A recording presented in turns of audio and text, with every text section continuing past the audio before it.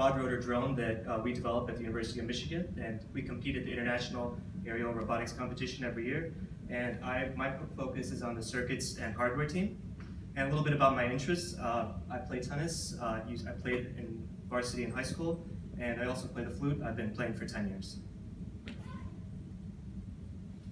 So this rotation, I worked at the Brilliant Factory lab, and so before I go into some of the projects that I worked on, let me just describe what the Brilliant Factory is and what our goal was.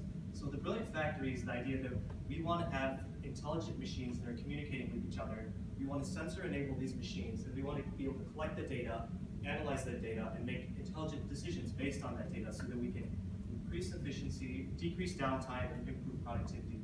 So my assignment leader this summer was Brian Pearlstein, and with that, I'm going to go into some of the projects that I worked on. So one of the first projects that I worked on was setting up the Renishaw equator. So the Renishaw equator is a comparator tool. So the way it works is you have, when you're mass producing parts, we want to make sure that the quality is up to standard. We want to make sure that the parts are consistent. So what you do is you have a single part, which we call mastering the part. And then from that master part, we have a bunch of other parts which we compare to that master to make sure that it's up to standards. So the Renishaw equator is going to produce data based on how closely that part fits the original part. It can measure diameter, circumference, roundness, and a lot of other features. And one of the projects that I worked on within setting up the Renishaw was setting up this power box input-output module.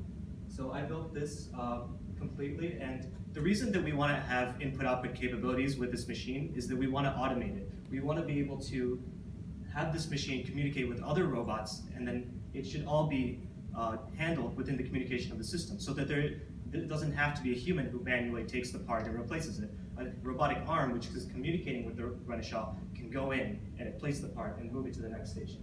So that was one of the things that I worked on, and the next step for this project is to configure the software settings and build some sample programs, and that is something that we're currently working on. Another project that I worked on is the PILS Safety Eye, and the PILS Safety Eye is a sort of 3D zone monitoring system. So the way it works is, if you look at the top left, we have a camera, and what it does is it takes an image of approximately 5 by 6 meter space, and with that image, we can set up 3D zones using various shapes, including, like, we have cylinders here. We could use any type of 3D shape to set up the zones, and what we can do is, in this zone, we could call it a warning zone. If people come in, it's going to indicate a warning, and then even closer, we could have a danger zone. So it's really important for us to have this safety feature in the lab, because sometimes people don't necessarily know the proximity that they're allowed to come within the machines, and by having this sort of robot to help us out, it'll set off an alarm when people get too close, and it allows us to make sure that the robots are safe and also people are safe as well.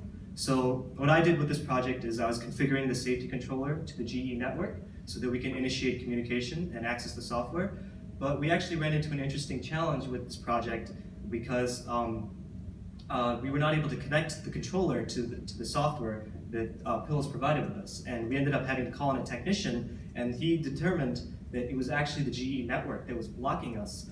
It was not allowing us to make communication with the machine, and we actually realized that it was McAfee that was blocking the specific IP address. So then that was an issue that we kind of faced, and one of the things we did to test this is we had a blank PC with just Windows 7 on it, and we tried communicating with the machine, and it was able to initiate communication. So we realized that the GE network is blocking it, and that's something that we're working on to find that issue. And the next step, of course, is also going to be building the safety zones using the software. And once again, we're going to continue with that as soon as we get moving. So another project that I worked on is the BlueArc National Instruments Compact Data Acquisition. So before I go into what we're using National Instruments for, let me talk a little bit about what the BlueArc is and what the technology is. So BlueArc is an innovative technology developed by GE, which kind of changes the process of machining and the way that we use CNC machines. So typically CNC machines use drill bits or some other metal-to-metal contact to take away the metal, scrape it and shape the metal. But with BlueArc, we are actually using a beam of electrons to erode away the metal, so there's no direct contact. And the advantage of this is that the physical tool that makes contact with the metal does not erode as quickly, so that saves a lot in cost. And in addition, because of the process, it's very fast and also very efficient. So The primary reason we want to use a compact data acquisition for this is because it's electricity based. So what we want to do is take voltage and current measurements as the machine is running so that we can analyze during different stages of the machine running process of how the machine is reacting, and based on that we can collect the data and then determine how we can improve the process. And I'm going to go into the next one. So a little bit more with the Blue Arc.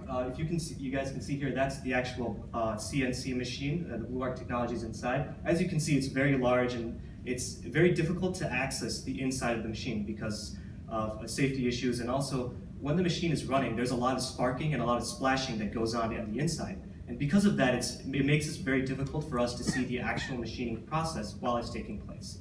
So one of the solutions we came up with was we want to put a camera on the inside of the machine so we can see a live feed and see how the machining process takes place. And with a little bit of research, we determined that the GoPro is the best camera to use because it's durable, sturdy, and also waterproof. So one of the things that I did with this project was getting the GoPro, getting all the necessary components, and mounting it. As you guys can see in the top right here, the GoPro is mounted and is aimed towards the Blue Arc machine so we can have a good view of the machining process.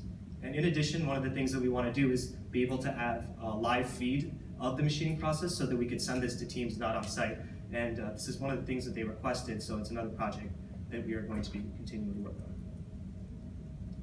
So the next thing that I worked on, and this was a volunteer project, it's the Predix-enabled toy train. So I guess you guys already have a little bit of background about it, but let me explain. So the Predix-enabled toy train, the goal behind it is that we want to fully automate this train and sensor enable it, and then collect various data from it. So example, we could use like a weight sensor, a sound sensor, ultrasonic sensor, various things so that we can collect the data and then send it up to Predix, analyze the data, and then make more decisions about that. So this is like a good demonstration of what we're trying to do with the Brilliant Factory itself. We want to sensor enable our machines. We want everything to be communicating with each other, and we want to collect data so we can make better decisions to improve the process.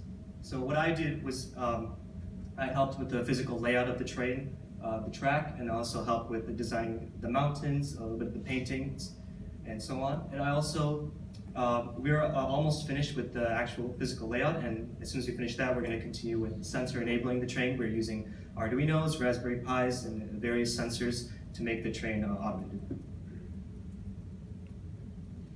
So just a quick summary of my rotation here. So I guess one of the biggest challenges that we faced was troubleshooting the robots and machines.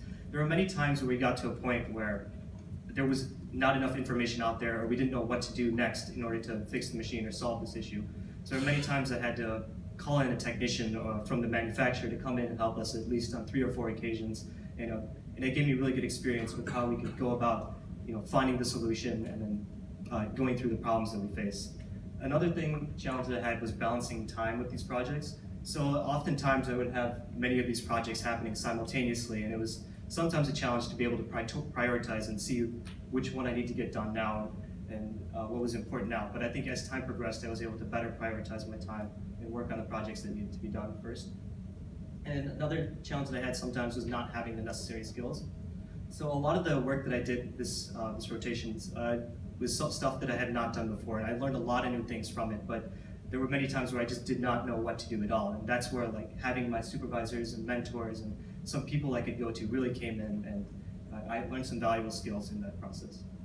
So a little bit of what I delivered and what I learned is I learned a lot about mechanical and electrical techniques.